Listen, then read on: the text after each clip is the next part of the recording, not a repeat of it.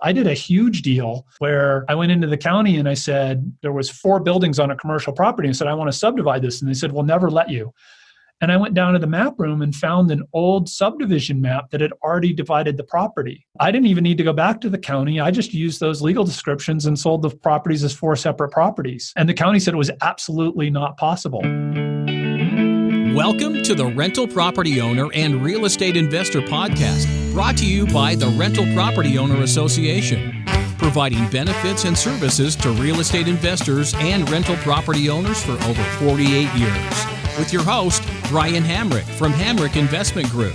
This episode is sponsored by Green Property Management, managing everything from single-family homes to apartment complexes in the West Michigan area. Find out more at greenpropertymgt.com. Hello and welcome to episode 262. When it comes to successful real estate investing, having access to reliable and accurate data can have a huge impact on your profit potential.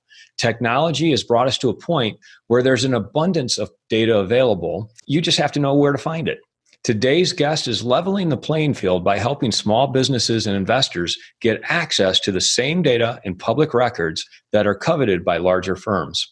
Sean O'Toole flipped over 150 properties in Silicon Valley before he strategically exited the market in 2006 to focus on real estate technology. He founded ForeclosureRadar in 2007, and in 2013, he pivoted away from foreclosures to general real estate with the launch of PropertyRadar.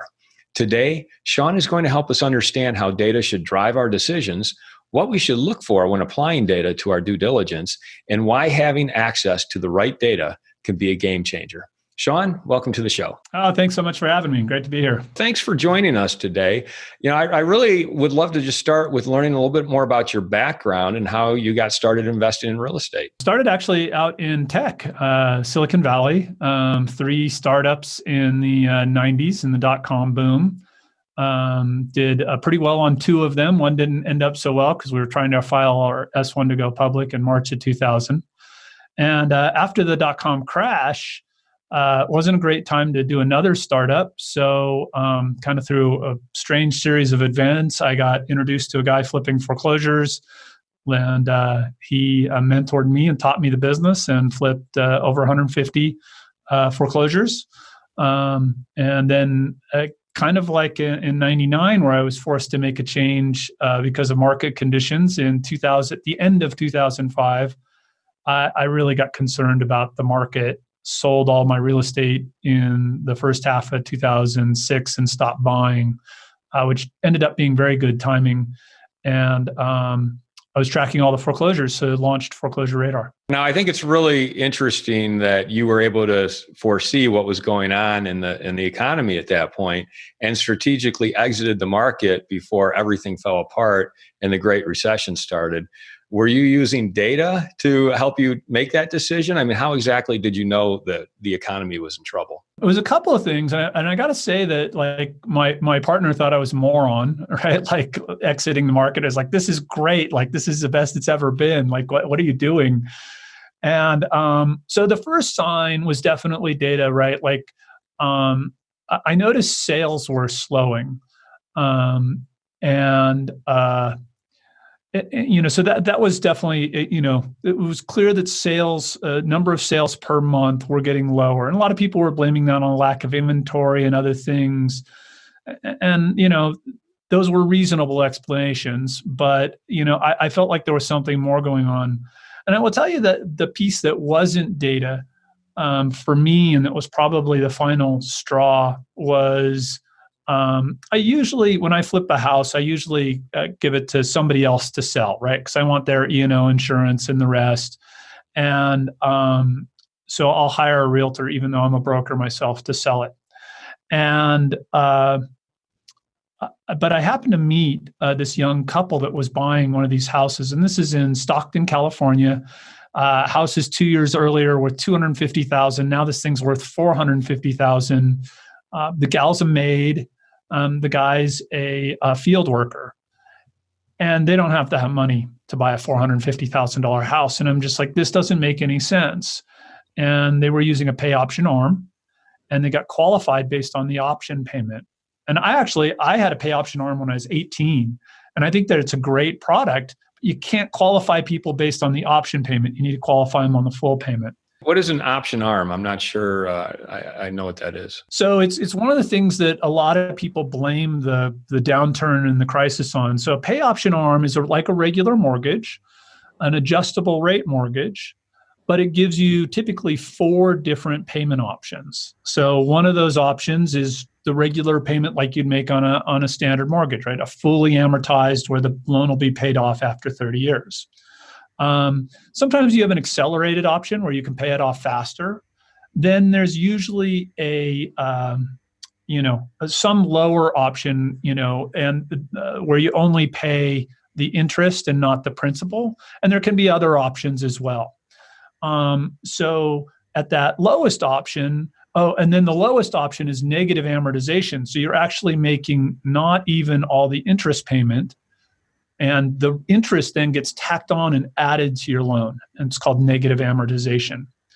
So these folks got qualified based on that very lowest payment, which is the negative amortization option, which meant their loan amount was going to go up every single month on a house they already couldn't afford. And you could only do that negative amortization for a certain period of time. And I was like, this doesn't work. These folks will not get to keep this house. And I was in escrow. I had a good deal. And I tried to talk them out of it. Like I said, you guys should not buy this house. And they're like, we want to be homeowners. And the mortgage folks tell us we can be. And the realtor, and it's just like, So that was the straw that broke the camel's back for me. There were other data signs too. And some of the data was public record, which we're experts in. Some of the data was also just feet on the street, right? I was going to the new home subdivisions and talking to the salespeople. And they were saying, look, 6 months ago, I had a line waiting for a new release. Now we're giving away a free swimming pool. And that was a big major shift. So there was for me, there was those 3 data points, right? One was this personal data point, one was public records, and one was feet on the street talking to the folks in the field. Really interesting. So you were able to witness the irresponsible lending, which was a big part of what led to the Great Recession. I'd imagine that those option arm payments aren't even available anymore in today's market. Well, and it's such a bummer because it is actually a great product, right? So when I was 18 and I bought my first house, which I probably shouldn't have bought that house, they qualified me based on the full payment, right? And there was a point in time where I was in a job transition and I really couldn't afford that full payment, and it allowed me to temporarily make the lower payment. So the pay option arm, as originally envisioned, was designed to lower the likelihood of default and give people options when they had temporary income disruption, right? So the original intent of the loan was to actually help people avoid foreclosure and default. The mistake that was made was when they started qualifying people on that very low payment that had no hopes of actually, making the long-term payment on the property. So as we record this today, it's mid-October 2020. I'm wondering what data you're looking at that is giving you either confidence or a lack of confidence in the real estate market, and what your perception is right now. Big picture, I'm looking at this crisis cycle, right, that started with the dot-com bubble, which I felt very personally because, I should have been a multimillionaire from a tech company going public. And then the housing bubble, which again, I felt very personally because I was right there and had to begin change careers. And now with COVID, we're in this cycle of crisis and reflation. And, in that cycle, asset prices tend to get buoyed, right? You tend to have lower interest rates and the rest. And we're seeing that. And I think a lot of people misunderstood that when COVID first started. They didn't understand fully the Fed fiscal and monetary reaction that would happen. So big picture, that's the thing I'm looking at, because I've now realized that most of these things happen in the smaller housing market happen because of these larger forces. Then I'm looking at, okay, what are we seeing in foreclosure data? What are we seeing in the forbearance data? What are we seeing in, sales data, inventory data, right? And, forbearance didn't look very good. It's getting better. It still could play out potentially badly. Things could still get worse. A lot of small businesses getting hurt, right? We'd love to have better small business data. Everybody would love, talking to the chief economist of Fannie Mae, and he wants better small business data because that's such an important piece of this mix. But so the forbearance data is getting better. The foreclosures, really, we're not seeing anything yet, which makes sense. There's been a lot of moratoriums and stuff, a lot of forbearance. Sales, obviously, in many locations are very strong, especially the rural suburban areas, incredibly good, prices going through the roof. So lots of positive signs for real estate, but still some concern going forward. So in 2006, when you strategically exited the market, you then went on to create ForeclosureRadar. Yeah, web-based application. And so the foreclosure sites, that had kind of existed before that, foreclosure.com, foreclosures.com, Realty Track, et cetera, they would go out and track the notices that get recorded at the county, right? So there's a new notice of default, there's a new notice of trustee sale in the trustee sale states. In the judicial foreclosure states, which is about half the country, it's a lis pendens, notice of pending legal action, and then usually like a final judgment of foreclosure that sets the auction or notice of foreclosure sale. And so they would track these notices.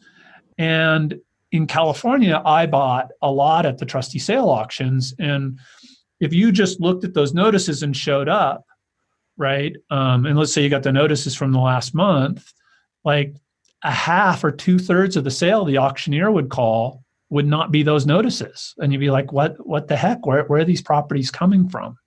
And that's because they can postpone, the sale can postpone. So you really have to go back years and look at years of notices and figure out which ones have been canceled and postponed in order to know what's going to sale that day. And so I did that as an individual auction investor, and it took me about a year to get good data. And then I brought that to market. So we call that trustee sale tracking, and we layer that on top of the notices that people have typically provided. And that gave us a really unique view. We were the first to see that, there was $1 billion in March of 2007, $1 billion of property sold at trustee sale auction in California. Were you using all public records to bring that information to the public? Yeah, so the notices that get recorded at the county recorder's office are definitely public record, and that's where we start. Then the auction results, right? The auctions are public auctions, right? And depending on the state, there's typically some requirement to post the results of those auctions to a website or to a phone number, or you certainly are entitled to them if you go to the auction in person. So it really depends on the county, the state, et cetera. But it's publicly available, but I wouldn't call it necessarily public record because it's not something you can go to the county or the state or a government office and request for that trustee sale tracking piece. Are you still involved with ForeclosureRadar, and how is that going? Yeah, so ForeclosureRadar is now just a part of PropertyRadar. We're actually about to bring it back out as a separate brand because we do see there's a lot of interest in foreclosures again. So we've always continued to offer that service, and we will continue to as well. So, have near 100% market share with the trustee sale investors on the West Coast. So I'd like to talk about public records and publicly available information and how investors can utilize that information when they're doing their due diligence. Because I've always, when I look at public records, I always feel like there's a story that you can glean from really paying attention to what's in those records. So can you kind of give us kind of the basic 101 lesson here on how to use public records? So many different places to go. Let's start with just the ones that are most important to realtors, real estate investors, et cetera, whether you're flipping or holding or whatever. The first is the assessor's records, right? So in each county, there's a tax assessor's office, and they're responsible for sending you your property tax bill. And as part of doing that, they gather certain information like your name and where to mail you the bill, right? And then so that they can come up with a fair assessment, they have square footage and beds and baths and year built and all of this. And it's all public record. It's available digitally. There's 3,144 counties nationally, so there's a lot of them. Some of the counties don't make it available online at all. Some have amazing online portals, right? So you kind of need to go look and see what's available in your county. Some, even though it's public record, the name of the owner, some won't post that to the website. You have to go in and get it in person, and others will post it to the website. So it varies a lot in terms of what's locally available. But so that's the county assessor. And think basically anything characteristic of the property: beds, baths, square footage, lot size, number of units for multifamily, what the allowable use is, the zoning, etc. So that's that one. The one that confuses people more is the county recorder's records. And this is where if I sell you a property, I'll deed the property to you. The deed gets recorded with the county, right? If you get a mortgage or deed of trust, right, then that gets recorded with the county. If you go into foreclosure, there's typically a foreclosure notice. In the non-judicial foreclosure states, the trustee sale states, that always gets recorded in the county. In the judicial states, sometimes that gets recorded with the court. And then other things, you get a lien from a tax lien, a judgment against you. So there's all these different records that get recorded there. But the county only has 5 pieces of data. So they've got the date that it was recorded, the document number or the book page, because in the old days, they actually just staple these documents into books, right? And so each document would get assigned a book, and the first page would get assigned a page number. And if that document was 20 pages, then the next document would be that page plus 21, right? So that's how it all started. Now they usually get a document number, and then the grantor and the grantee. So only 5 pieces of data. But most of us want to know, like, okay, how much did it sell for, right? What's the interest rate on that mortgage and all these other things? So a number of companies, ourselves included, go out and get the images of these documents and pull that information off the document. So if it's a notice of foreclosure, what's the sale date of the foreclosure? Where's the location of the foreclosure auction? What's the time, right? On a mortgage, what's the interest rate if it's available? Who's the lender, et cetera. And so you can go down and get that yourself at the county, but you've got to go look at one document at a time and write down the information. And that is where, whether us or somebody else using a service is really helpful, because you can get, a database of that information. And then the third one, which I kind of mentioned, is the courts, which is like your judicial foreclosures and some other things along those lines. And what kind of information would you get directly from the courts? So the primary one from the courts is the foreclosure sales, but divorce filings, probate, like some of the people going after distress deals will look at some of those. Bankruptcies are some of the other things that typically come from the courts, but mostly around distress, right? Because if there's some sort of court action, probably that person's in a position where they may need to sell. I'd like to take a moment to tell you about Green Property Management. Not only do they manage everything from single-family homes to apartment complexes in the West Michigan area, they also manage my entire portfolio. So I can tell you from personal experience that their unique flat fee management style is worth a closer look. If you feel that your property isn't operating to its fullest potential, then Green Property Management can help you take a holistic approach that will save you money, eliminate your headaches, and increase your net income. And if you're a property manager interested in applying Green Property Management's model, give them a call at 1-866-95-GREEN or visit them on the web at greenpropertymgt.com. You can go to the court, you can go to the county, you can get this information yourself. If you get it through a company like yours, PropertyRadar, are you saying that you have someone who's already going to the courts and the counties to get that information? Yeah, so it's a fairly big industry. It's mostly led by the large title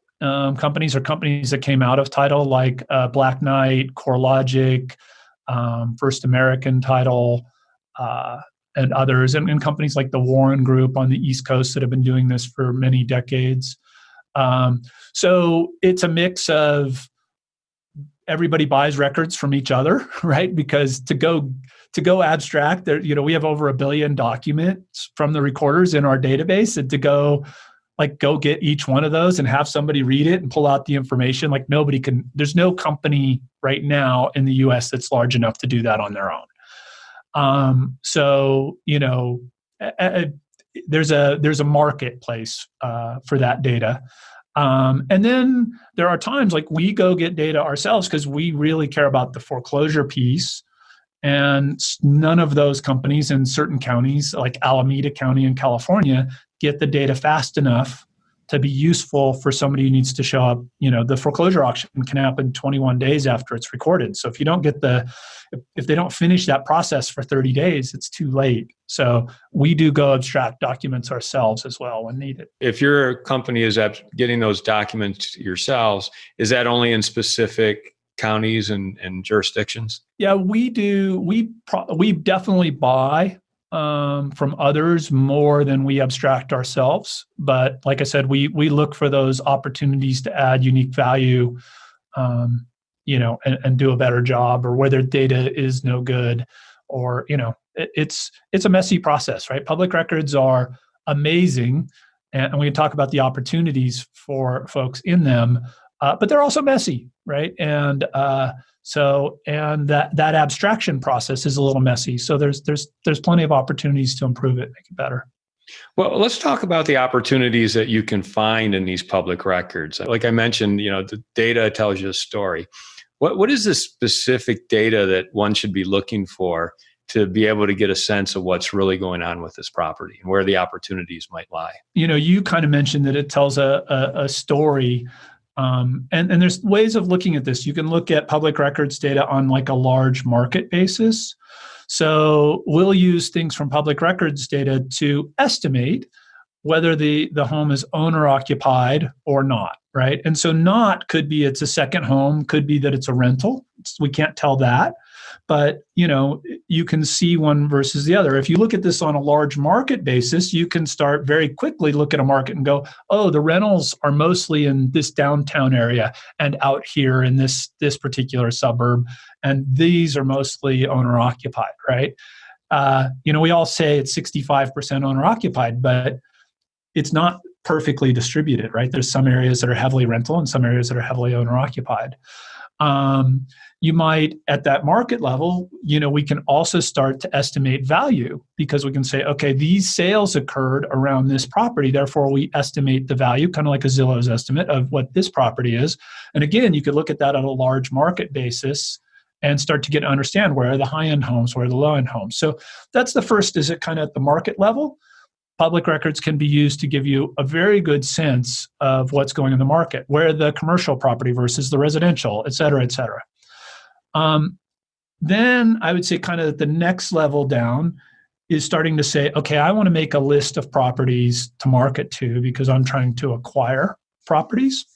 So, I may have specific characteristics I need. I may not be even caring about distress, but I need, certain size or square footage, or I've got a thesis like I know that ADUs are now allowed pretty much in all of California. So I want properties that have large backyards and a good side, whatever, so that I can put an ADU in and increase the rental potential of a property, right?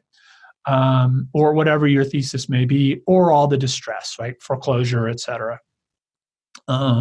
So about making that list. So you can use public records there. Then you can also do it down at the individual property record and look at, okay, who's the owner, right? How do I reach them? Can I skip trace them and get their phone or email address and reach out to them because I want to talk to them about maybe buying their property, or maybe they're a neighbor that I need to work with, or, I see some other opportunity. I can look at all these characteristics, the beds and baths, and that kind of understand the property. I might look for a difference between public records and the listing, right? So the listing says it's a 5-bedroom, 2,500 square feet, and public records says it's a 3-bedroom, 1,500 square feet. That tells me this probably has an illegal addition, right? So interesting stuff like that. And then there's the transaction history, which is all these things from the recorder's office. They bought it, they got a mortgage, they refinanced, they got a home equity line of credit, et cetera. And like, you could look at these things and you look at like a street view and there's the motor home they bought with the home equity line of credit. So it really does tell a story. So from large market to making marketing lists down to looking at individual properties, tons of opportunity in public records. Does everything you just mentioned also apply to commercial properties? Absolutely. The one that is hard, I'd say the one piece of data that is hard on commercial to do, for like, especially for like a company like ours that aggregates all this data and starts putting analytics and stuff on top of it, the one thing that's really hard to do is estimate value of commercial property. Right. So you tend to rely more on assessed value, which is really hard in a place like California with Prop 13, where assessed value can only go up 2% a year. It doesn't really necessarily represent market value. And that means then equity is tough as well, because we know how much debt's on the property, but if we don't know the value, we can't say how much equity is in the property. So that's probably the one downside on the commercial side. Can you give us some specific examples of the edge that you've seen this type of data give investors over investors who don't really know how to access this type of data? At the end of the day, what it does is it creates, it allows you to create consistent, if you're in acquisition mode, it allows you, the biggest piece is it allows you to create a consistent funnel of new deals, right? And constantly be coming up with new thesis, right, around how to buy, et cetera. I would say that's the number one. A lot of folks acquire based on relationships, and that can work. A lot of folks just buy off the MLS. You're paying a premium to buy off the MLS versus directly from owners, right? And you only have available what's being advertised basically for sale. The reality is there's lots of deals that aren't being advertised, off-market deals that you can only get to essentially through public records, right? Or running ads in a newspaper or something like that, right? We buy ugly houses. But I'd say that's the most consistent one. Like I said, a ton of use cases around due diligence. Some people looking at buying portfolios will come in and run the whole portfolio against public records and test it against whatever the seller is saying to make sure that it is as advertised. So a ton of uses, but the most consistent one is better acquisition of properties, right? So that's interesting. You can use this information to create like a pipeline of deals for yourself. Explain that. Explain how someone would create that pipeline so they have consistent deal flow. So for example, I'm in California, so I'll use California as an example, right? We saw a ton of people enter the buying foreclosures in the 2009-2010 timeframe. They paid cash. A lot of mom and pop investors. There's a lot of talk about how institutional investors bought everything. They bought a small percentage of the total of foreclosures. Mom and pop investors bought most of them. And so now here we are, right? 11 years later, they've been landlords for the last 11 years. They've seen a ton of appreciation, but right now they're dealing with COVID, and they've got people potentially not making payments, et cetera, right? They're being told they can't evict. It's not fun being a landlord right now. That is a list of people that if you market to with, congratulations, man, you knocked it out of the park on this one, but are you tired of being a landlord? And I know you can't evict right now, I'd be happy to buy it as is with the tenant in place, right? So you come up with a thesis like that, and then you use public records to find people that meet that thesis. Okay, I want folks who bought, in 2009 and 2010, who paid cash for their property, and where it's non-owner occupied, right? And I could add in other things as well, because I want to buy things that are in the 1,200 to 2,200 square foot range, and I only want single story, whatever your thesis might happen to be. Those tend to work the best when you have some sort of, we like to talk about the data as the peanut butter. And, peanut butter's great, but Reese's are better. And so if you can bring some chocolate to the table with a unique, selling proposition, a unique value proposition, chances are you can find criteria. We have about 200 criteria that we've developed out of public records. You can find criteria in public records that will match your thesis, that match your chocolate, right, that you bring to the table. And by putting those two together, you can have a unique value proposition to, the property you're trying to acquire. Explain how that works with your program, PropertyRadar. Do you just click a box and say, I want remote owners, people who, non-homeowner owners that were purchased during the Great Recession? I mean, is it as simple as just checking a box, or how do you set those parameters? Yeah, pretty much. We start off with a kind of a visual map of the area and you can lay in a heat map of foreclosures or value or whatever you want. You pick the area you want to focus on, but some sort of location, right? Like you could put in a county or a zip code. And then we have quick lists that are some of the most popular lists for investors. That's usually a good way to start because 200 criteria is kind of overwhelming. Like, oh my gosh, where do I even start here? And so starting with the quick lists, and then you go, oh, okay, I get it. Like non-owner occupied, lived in the home from this period of time, whatever. And then you can start to say, well, I actually think, this other period of time might be better, or, I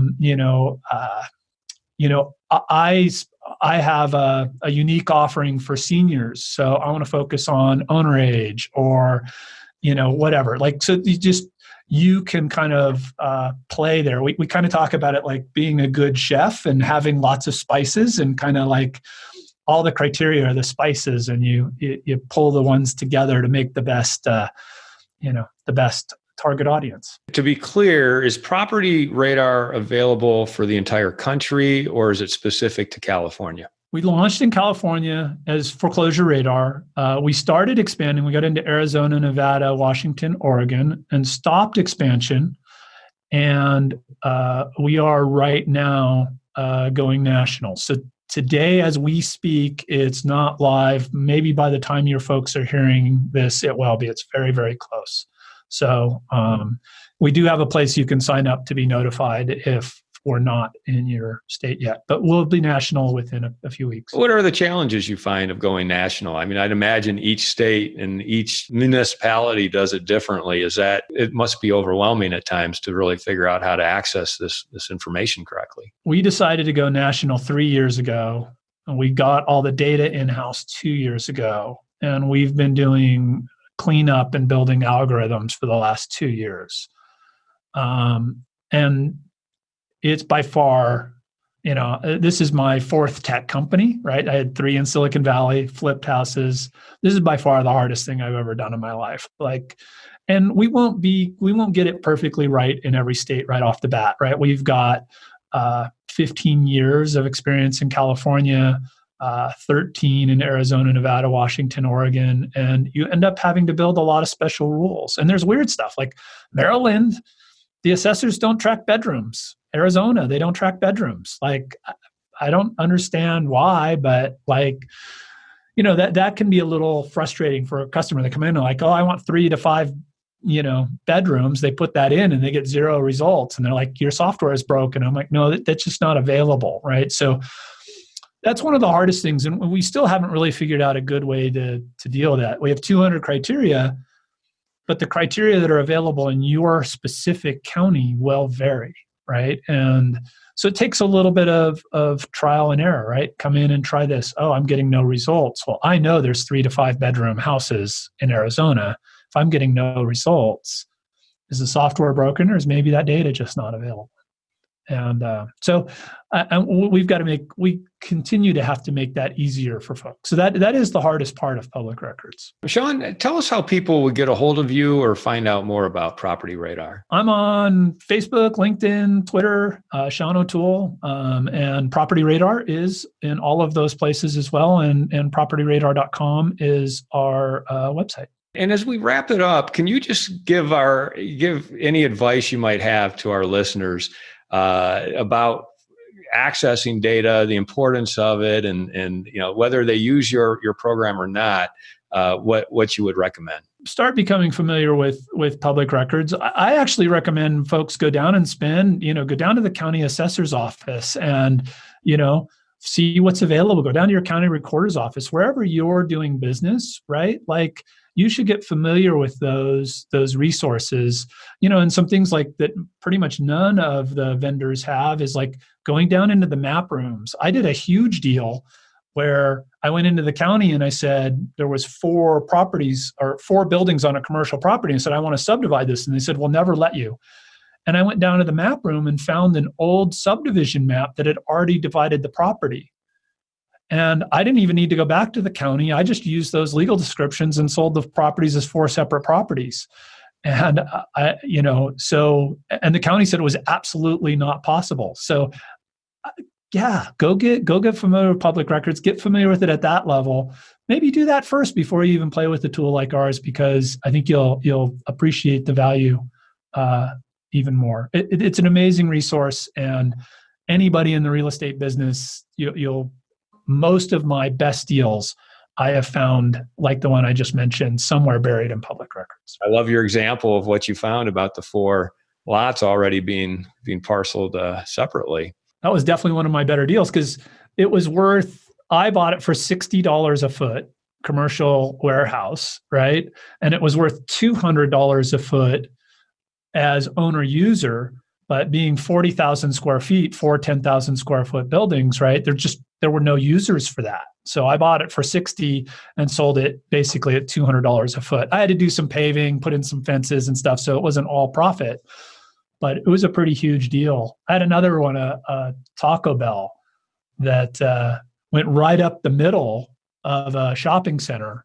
And I researched in public records that it was part of like a large shopping center. It was actually, the buildings were attached, but it was a separate parcel.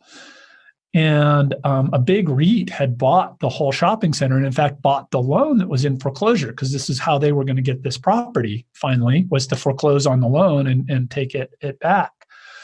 They had fully entitled this Taco Bell, right? And the bidding had opened at like $800,000, but built out, it cost about $1 million to build it out to what they got entitled. So $1.8 million, and it would be worth $4 or $5.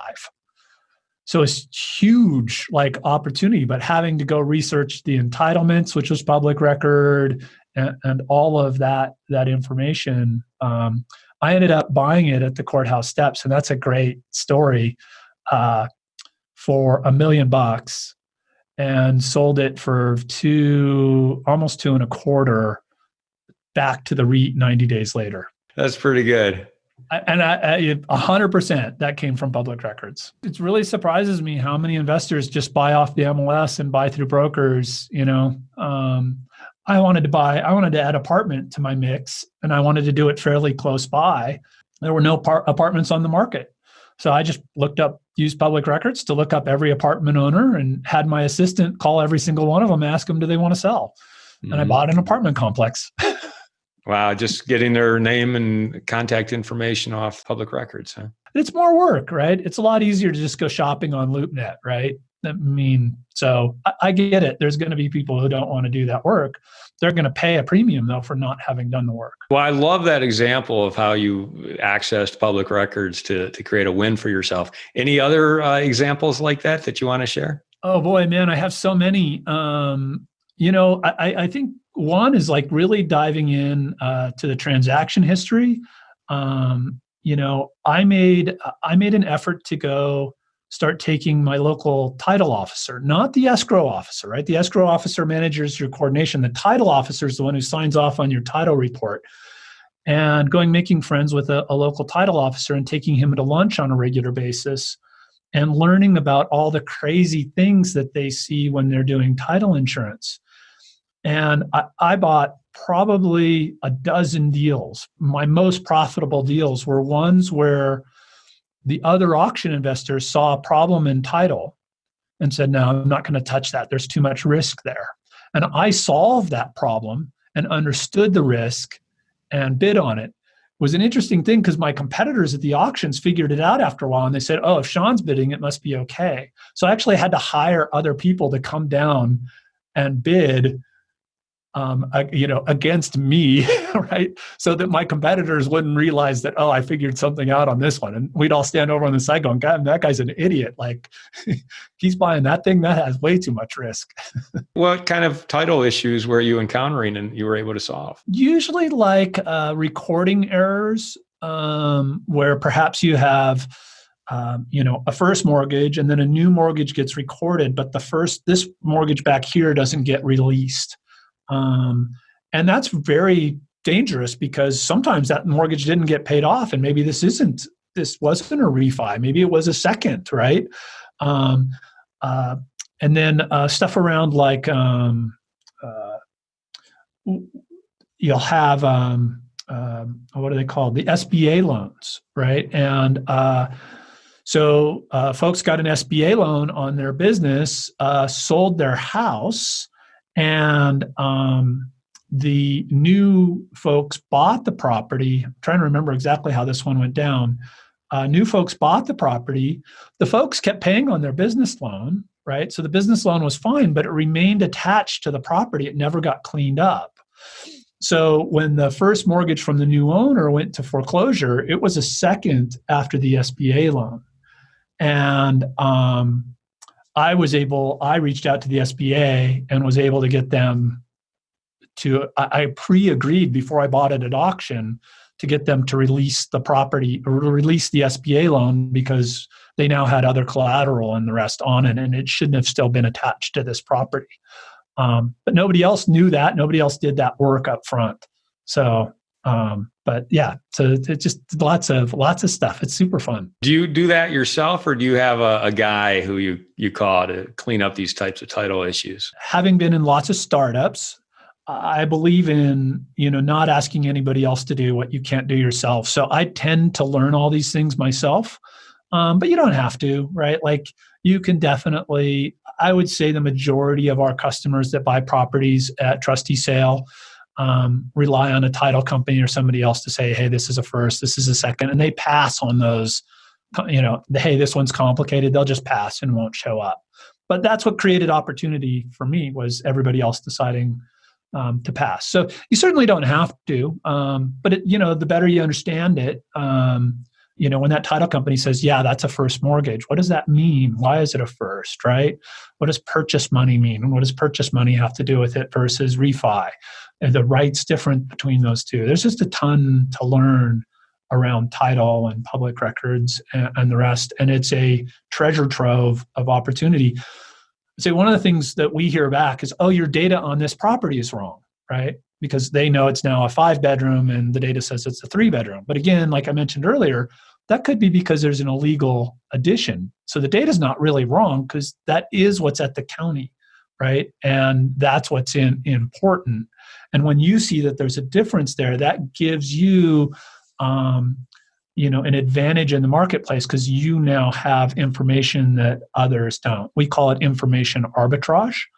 And so I actually like bad data better than good data, right? When I find errors and problems that others are just going to assume are right, that gives me information arbitrage. It gives me opportunity. And there's plenty of bad data in public records. Explain how the arbitrage works with that kind of data. Like what exactly do you mean? The arbitrage might be that, the zoning's wrong or the property type's wrong or something like that. And so other people pass by that property and dismiss it because they don't realize that it now has a higher and better use. There's a better opportunity for it.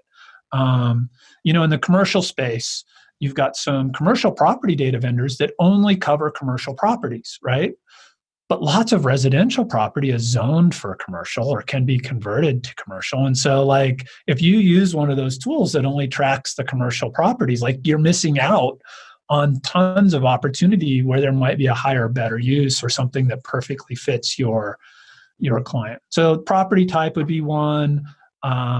Sometimes values are way off, right? And you're like, wait a second, that value doesn't make any sense. So, the Zillow's estimate is, or our AVM, automated valuation model, is saying that it's low, and you just know that area and your market knowledge says, hey, it's really worth more.